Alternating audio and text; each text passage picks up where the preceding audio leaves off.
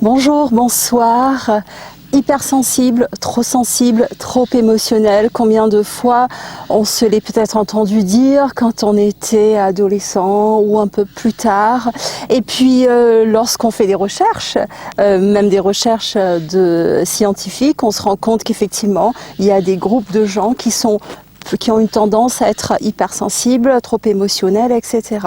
Ceci dit, tout ça, ce sont des connaissances, mais cela ne nous aide pas forcément à régler les problématiques que ça peut engendrer dans notre vie personnelle et aussi parfois par rapport au rapport avec les autres. Donc cette vidéo va vous donner des clés pour pouvoir faire que ce trop plein émotionnel ou cette hypersensibilité, sursensibilité ne vous pourrissent pas la vie, tout simplement. Alors, bon, d'abord je suis Roubina Kodadine, artiste guérisseuse et guide de l'âme. Bienvenue à vous si vous ne me connaissez pas. Donc la toute première chose, c'est de sortir de la case, de sortir de cette identification. Parce que plus on s'identifie à un genre, c'est-à-dire on se dit moi je fais partie des hypersensibles ou de ceci et je lis les problématiques que cela engendre, je fais beaucoup de recherches là-dessus, je m'identifie à cela.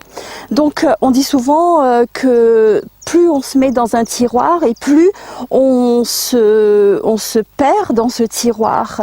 Donc la toute première piste serait, au lieu de dire je suis hypersensible, ça pose des problèmes et tout ça, dire je suis quelqu'un de très sensible. Parfois c'est super d'être très sensible et parfois c'est une plaie. Donc de se dire de sortir de la secte des hypersensibles. La deuxième piste serait, quand on est hypersensible, souvent il y a beaucoup d'émotions ou alors on est beaucoup dans notre tête. Selon le type d'hypersensibilité, selon même quand on a beaucoup d'émotions, parfois la tête elle part beaucoup trop loin. Donc la deuxième piste serait de sortir un peu de des ruminations, de sortir un peu de la tête et rester plus avec ce qu'on ressent dans notre corps et dans notre cœur, parce que les vraies informations, elles se trouvent souvent là. Donc là, je vais vous inviter à aller voir la vidéo de comment moins ruminer. Ça, c'est une vidéo. Et puis abonnez-vous à la chaîne parce que je vais faire une vidéo spécifique par rapport au fait de comment être en phase avec les ressentis du corps et de les identifier. Parce que quand on est hypersensible, parfois, on ne lit pas forcément correctement les messages que nous donne notre corps ou même notre cœur. Donc je vais vous inviter à vous abonner, à cliquer la cloche de notification pour cette prochaine vidéo. Donc sortir du tiroir, moins ruminer.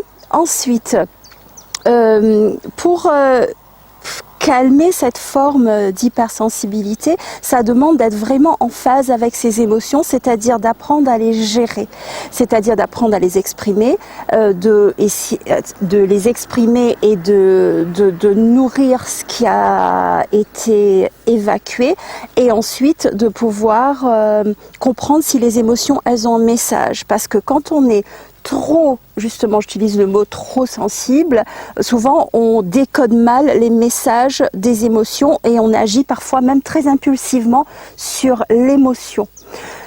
Donc je vais vous inviter à aller regarder la vidéo des émotions, comment gérer nos émotions pour que les émotions puissent être un meilleur guide et que ce ne soit pas l'hypersensibilité qui soit le guide mais l'émotion.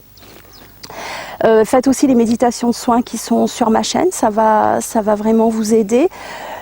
Alors, l'hypersensibilité, parfois ça vient de loin, ça vient de certains traumatismes qu'on a pu avoir. Ça vient de traumatismes parfois qui datent de l'enfance ou qui datent même des générations d'avant. Et si on désire que cette hypersensibilité soit plus une force qu'un poids, ça nous demande un peu de guérir des blessures du passé. Et là c'est pareil, je vais vous envoyer à la série de vidéos, il y a presque 1 heure de vidéo de comment guérir des blessures du passé. Et je parle aussi dans une autre vidéo de les traumatismes de l'enfance. Alors faire un peu toutes ces étapes, parce que l'idée de cette forme de sensibilité est qu'elle puisse nous servir et non pas nous desservir. Et la dernière chose qui est là très accessible, c'est que dès qu'on ressent que cette hypersensibilité se met en action, parce qu'on le voit un peu, que dans notre tête, on imagine des scénarios les plus pires.